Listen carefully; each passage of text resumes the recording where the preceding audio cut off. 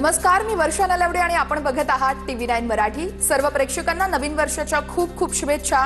तुम्हाला हे वर्ष आरोग्यदायी, सुख समृद्धीचं आणि भरभराटीचं जाओ हीच इच्छा। यानंतर आपण टॉप 9 मध्ये पाहणार आहोत नवीन वर्षाचं उत्साहात स्वागत करण्यात आलेलं आहे त्या संदर्भातल्या बातम्या। धाराशिवच्या तुळजाभवानी मंदिरामध्ये भाविकांची मोठी गर्दी। नवीन वर्षाच्या पहिल्याच दिवशी तुळजाभवानीच्या दर्शनासाठी भाविकांच्या लांबच लांब रांगा। नवीन वर्षाच्या पहिल्याच दिवशी पंढरपूरच्या विठ्ठल रुक्मिणी मंदिराला आकर्षक अशी फुलांची सजावट, 2 टन फुलांची सजावट करून विठ्ठल रुक्मिणी मंदिराचा गाभारा सजवण्यात आला। वर्षाच्या पहिल्या दिवशी मंदिरामध्ये भक्तांची मांदियाळी। साईबाबांच्या शिर्डीमध्ये नवीन वर्षाच्या पहिल्याच दिवशी भाविकांची मोठी गर्दी। साईंच्या दर्शनासाठी भक्तांच्या रांगा, तर साईंची शिर्डी नगरी सजली। नवीन वर्षाच्या पहिल्या दिवशी पुण्याच्या दगडूशेठ मंदिरामध्ये मोठी गर्दी। दर्शनासाठी भाविकांच्या मंदिराबाहेर पहाटेपासूनच लांबच लांब रांगा।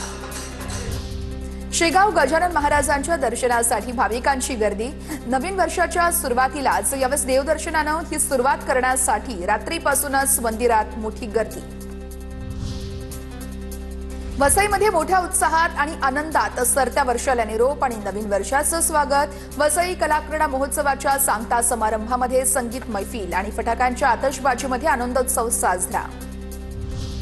नवीन वर्षानिमित्त राज्यातील समुद्र किनारे गजबजले। नागरिकांकडून विविध ठिकाणी सरत्या वर्षाला निरोप देत 2026 जल्लोषात स्वागत।